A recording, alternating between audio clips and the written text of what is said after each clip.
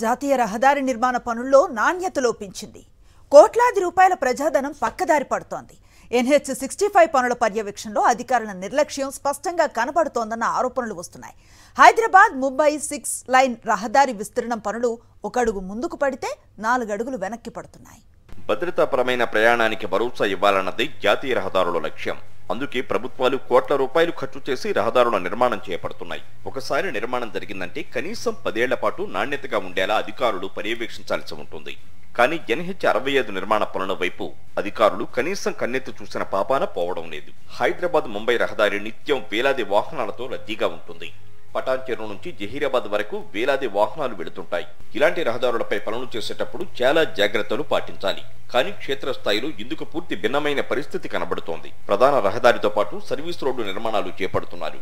వర్షపు నీరు రోడ్డుపైకి రాకుండా సాఫీగా వెళ్లేలా వీటిని అందుబాటులోకి తెస్తున్నారు.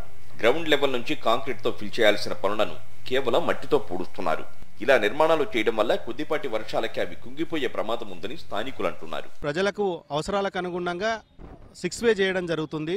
ఆ వర్క్లో భాగంగా ఈరోజు ప్రతి రోడ్డు వెడల్పులో భాగంగా కూడా ఎప్పుడైనా ఏం జరుగుతుందంటే ఒక సైడు వర్క్ చేస్తే ఇంకో సైడు వెహికల్స్కి వదలడం జరుగుతుంది. కానీ ఫస్ట్ టైం ఈ రోడ్డు వర్క్లో 2 సైడ్లో ఒకేసారి వర్క్ పెట్టడం ద్వారా వాహనదారులు తీవ్ర ఇబ్బందులు పడుతూ ఉన్నారు. ఆ రోడ్డు ఎవరైతే చేస్తున్న కాంట్రాక్టరు 2 సైడ్ల వర్క్ చేయడం ఒక ఎత్తు అయితే 2 సైడ్లు ఎక్కడ పడితే అక్కడ వాళ్ళ మెటీరియల్ వేయడంతో దుమ్ము ధూళి వస్తుంది. అలాగే వెహికల్లు పోవడానికి చాలా ఇబ్బందులకు గురవుతుంది. రకరకాల యాక్సిడెంట్లు అవ్వడం జరుగుతుంది. రోడ్డు మధ్యలో కరెంటు స్తంభాల నుంచి ఇరువైపులా పనులు చేస్తున్నారంటే అధికారుల పర్యవేక్షణ ఎలా ఉందో తెలుస్తోంది.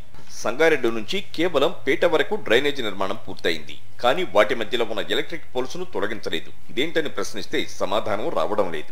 రోడ్డు విస్తరణ పనుల్లో భాగంగా లింగంపల్లి నుంచి సంగారెడ్డి కొంత మేరకు ఇంకా కొంచెం దూరంలో రోడ్డు విస్తరణ పనులు జరుగుతున్న క్రమంలో కాంట్రాక్టర్ల అలసత్వం వల్ల సర్వీస్ రోడ్డు పక్కన ఉన్న కరెంటు స్తంభాలు కావచ్చు, లేకుంటే మెటీరియల్ కావచ్చు, అదేవిధంగా ఆ సర్వీస్ రోడ్డు 2 వైపులా పనులు చేయడం వల్ల ప్రయాణికులకు చాలా ఇబ్బంది జరుగుతూ ఉంది.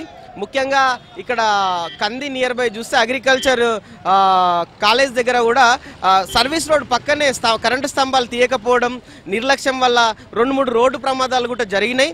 నేషనల్ హైవే పనులు ఏడాదితో పూర్తి కావాలనే నిబంధన ఉన్నా కనీసం 25% పనులు కూడా పూర్తి కాలేదు. ఇస్నాపూర్ సమీపంలో రోడ్డుకు ఇరువైపులా భారీ గుంతలు తీయడంతో మురుగునీరు చేరి దుర్గంధం వెదజల్లుతోంది. దీంతో కాలనీ నివాసులు ఇబ్బందులు పడుతున్నారు. తమ నివాసాలకు వెళ్లే మార్గాల్లో గూతులు తీశారని ఆవేదన వ్యక్తం చేస్తున్నారు స్థానికులు.